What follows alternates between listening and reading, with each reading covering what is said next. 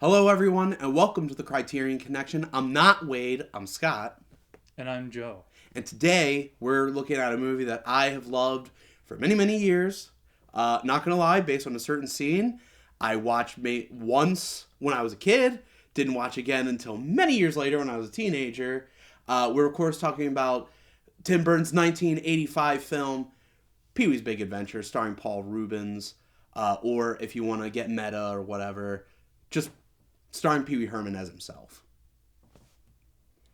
And, I mean, you talk about a classic movie. Like, this is one of those movies that I think so many people talk about. It has that, like, Christmas Story vibe to it in the sense of, like, when you talk with someone about Christmas Story, you don't talk about, like, the plot necessarily and like the intricacies, whatever. You're like, hey, you remember that one scene where, he gets the leg lamp? And you remember that one scene where the kid eats the mashed potato? Like, stuff like that. I feel like Pee-wee's Big Adventure is a great example of that. It's like, hey, you remember when Francis is in the bathtub? Or, hey, you remember when Pee-wee has that moment where he's, like, giving everyone the third degree in his basement? Like, stuff like that. Or, like, do you remember the Alamo? Yeah. We'll add woos in post. Yeah. This is certainly a movie filled with moments, right? Like, because everybody remembers the bar scene. Yes. Everybody remembers the dinosaur. Everyone remembers Large Marge. Everybody remembers Large Marge. And it's kind of loosely held together in this kind of road trip plot. All because Pee-wee's bike went missing. Yeah. And he's got to find it.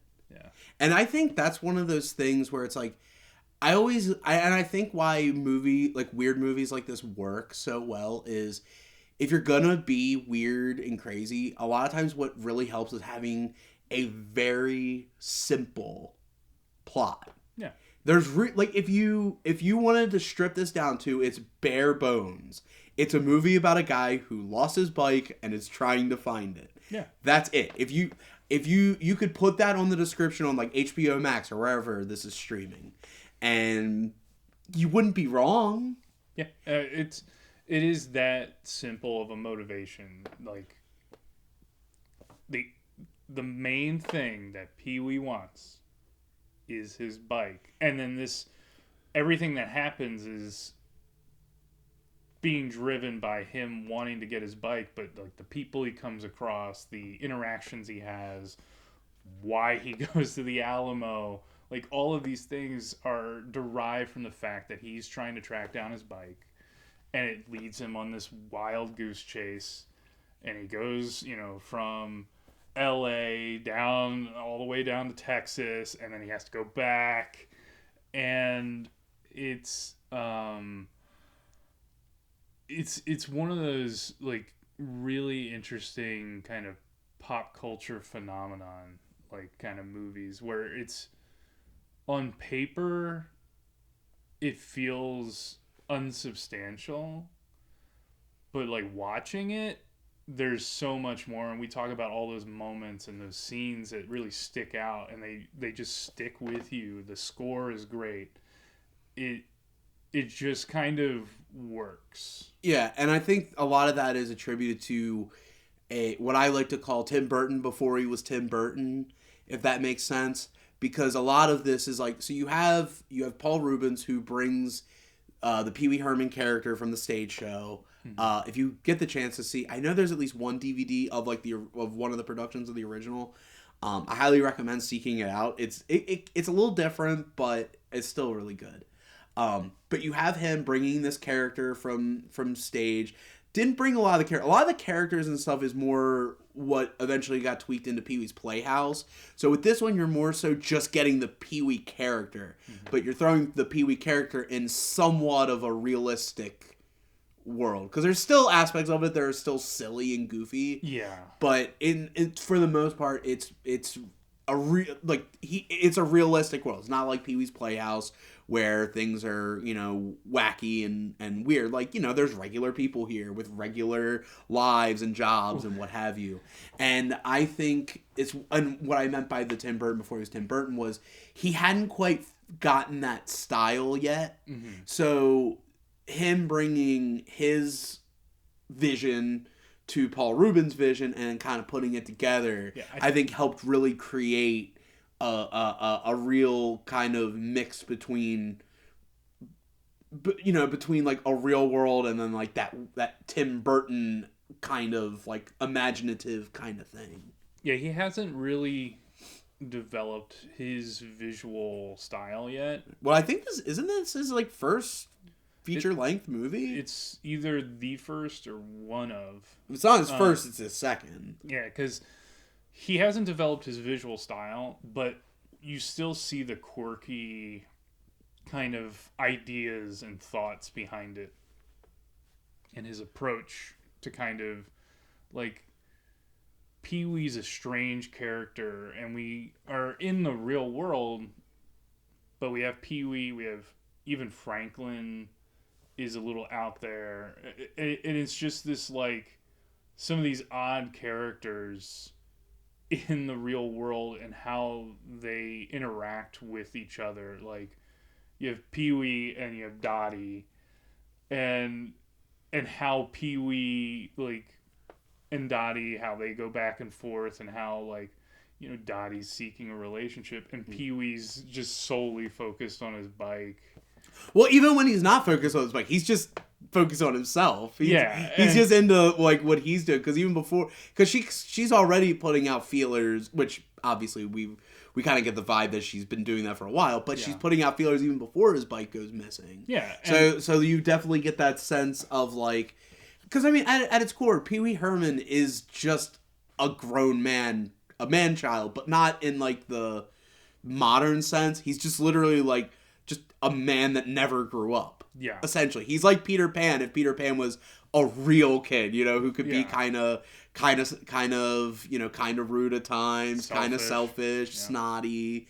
And the good thing about Paul Rubens is he knows how to take those kinds of traits and make them more endearing rather than make them off-putting, which is something I feel is very lacking these days. Yeah, I think it's that awareness of knowing when and where it's okay to have a character be that flawed, but still ground it in a humanity that is relatable, that people are endeared to. So he pulls out the chains, he wraps up his bike. It's not just it's not just his bike, it's not just something that Francis can't have.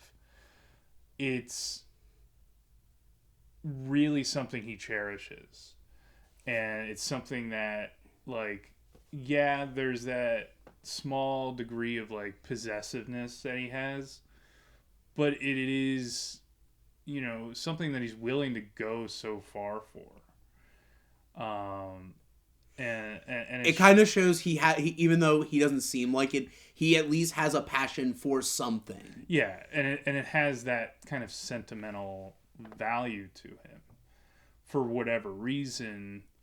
I mean, I could tell you why easily. Have you seen the bike? It's the coolest bike there is.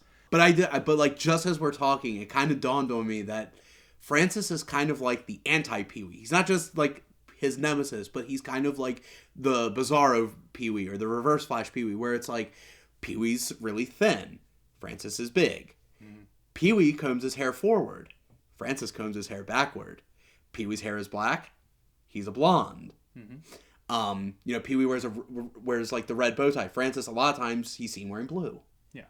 And it didn't dawn on me until right now. I don't know if that was intentional, but if it wasn't, and you're claiming it is, I want my royalties, Tim. It is this kind of interesting capture, right? Like right. It is, and we've had a few of these films on this show that we review where things are very plot thin, and it's just kind of us on a journey with a character, and that's literally what this is. Yes. It's in the title, guys. But in all the right ways. Yeah. You know, it's not boring. At no point is it boring. It's so much fun. You will remember at least one. I think you will remember at least one thing from every scene. You know what I mean? Like, that's how good it is. I mean, you remember when when Pee-wee went to Francis's house and his butler told him that he was taking a bath. And then they cut to him in the bath, and he's in that giant pool, and he's playing with the toy. You remember that? Yeah. That was cool. That was great. That was awesome. But, like, stuff like that, or, like, the trick gum and stuff like that. The thing that got me the most about all that is, like, spoiler alert. Sorry for spoiling an 30, almost 40-some-year-old movie. I do like the fact that, like, Pee-wee was right all along. Mm-hmm. And so the movie itself is completely pointless if you think about it. Right. Like, we didn't have to go he didn't have to go as far as he did. And there's also, and I love stuff like that. There's also the scene when he's hitchhiking with the convict, and they're driving, and the truck with the bike pulls up next to them. Yes. And then they divert. Like, they go off on the left part of the fork, and then the truck keeps going. It's those little moments where it's like, it's right there in his grasp, and it just gets pulled away. But, you know, to go further, it may be one of those things where it's kind of like the lesson that Pee-wee learns through the movie as he develops. And he never gets his hands on the bike until he learns the lesson. Okay, but at what part of that lesson means he gets played by James Brolin? I don't know. What part of the lesson is, and remember, kids, if you learn to accept that you may not find your bike, you get to start get a biopic about yourself starring James Brolin. And the ladies, you might get played by Morgan Fairchild. Yeah.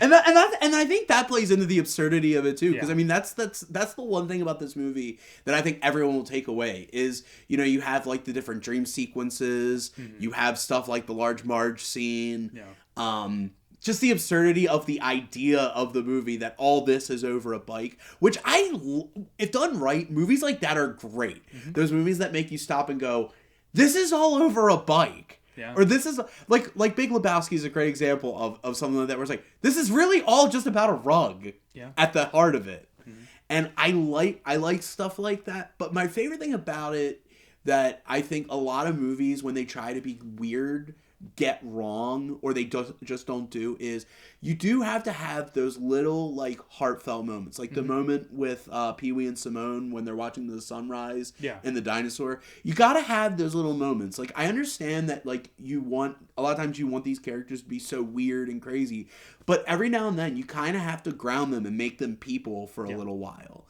And I think they do a really good job with Pee-wee, you know, being an actual person. And like, even though he is kind of selfish with his stuff, he's not necessarily selfish with other people and other people's emotions and other people's feelings. Yeah. And, you know, he's got depth. Exactly. You know, going back to some of my favorite parts, you know, a lot of people have their favorite, everybody has their favorite scene. Everyone would say, my favorite scene in the whole movie is actually in the interrogation scene, where he's just going all of a sudden, and all of a sudden you just hear him go, is there something you want to share with us, Amazing Larry? And you just cut to this old dude with a mohawk, and he's just like he looks terrified. And just the fact that they didn't even they have this character with a name like the Amazing Larry, and just he's in that one shot. And I know there's at least one deleted scene where he had some dialogue, but it's not much. And I'm just like, that's the kind of stuff that I like in these movies, where it's like, we don't got to get too deep. We don't have to know what his story is. We don't need to have the Amazing Larry show on Apple TV. You know, we don't need to have a trilogy of the origin story of the Amazing Larry. You know, he's just right there, and it's great. I also think of, this is such a random thing for me to love, but I love the part when the cops are interviewing Chuck from the bike shop, and he's like, excuse me, are you Chuck? Yes, that's me. They call me Chuck. And I don't know why. I think it's just the warmth in his voice just makes me so happy. It just does. And I think that's what makes the movie so great. There's a warmth to it that, couldn't be duplicated because they made a second Pee-wee movie and it's fine. It's not, I don't think it's as bad as people make it out to be. I mean, there's eventually a third one, but there's a warmth to this movie that I think anybody watching it can feel. And, and I think Pee-wee being the kind of character he is helps with that, because I don't know, it's just really, I just like this movie a lot. I'm sorry, if I can't be critical enough, but I just really like this movie. So, Scott, would you recommend Pee-wee's Big Adventure to the general audience? Oh, 100%. I mean, this is a movie that I think anybody can have fun with at any age. I don't know if it necessarily holds up in the sense of being or feeling dated, but, I just think it's a lot of fun. There's a lot of great goofy moments. There's some good heartfelt moments in the movie. There's a lot of what I call sensible chuckles as well, where it's just like, that's pretty good. Something like that. There's a lot of that sprinkled in. I think it's just absurd enough to be fun and funny without going too far into that whole kind of thing where it's like, okay, this is what we're doing now, but also not enough to where you're confused. There's no confusion watching this movie, and I mean, honestly, if you just wanted to see the story of the world's coolest bike, here you go. Yeah, I think the only thing that would really date it is the amount of payphones being used. Yes. And that inevitable part where a boomer will lean over and be like, "That's called a payphone." Yeah. See, in my day, we didn't have cell phones. We had to find a payphone and put what's called a quarter in, and we make a phone call. Or you could call collect. Anyway, I also would recommend it. I think this is a really fun film. I think Paul Rubens is really great in it. I think the strange kind of straddling of real world and absurdity is really fun. You have all of those incredible moments that you can quote. There's so many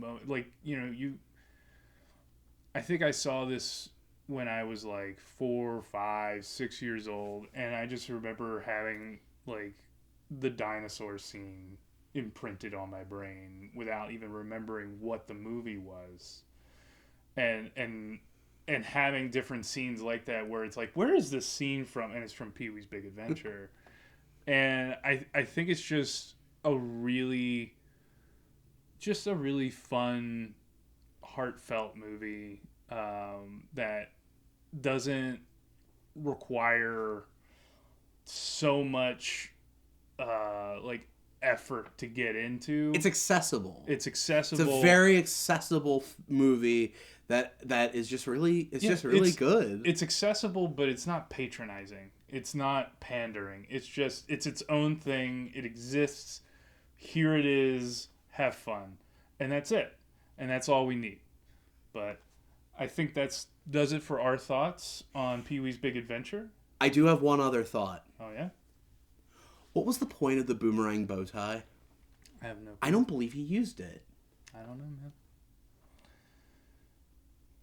But anyway. Now we're done. That's our last thought on Pee-wee's Big Adventure by Tim Burton. Go ahead, subscribe to the channel, Condish Productions. Check out our other things. We have shorts. We have other reviews. Leave a comment. Tell us what we should think, what we shouldn't think, what we should have said, what we didn't say, and any suggestions about films we should be reviewing from the Criterion Collection.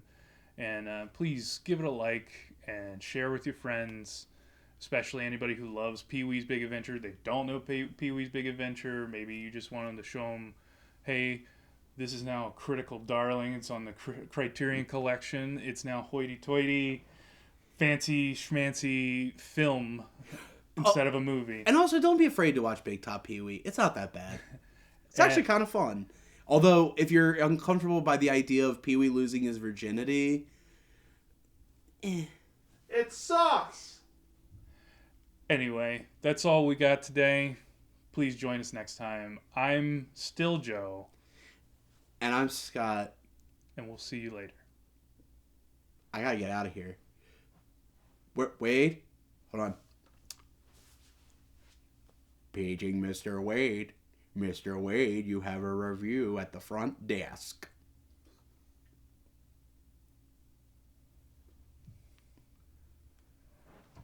We'll see you later.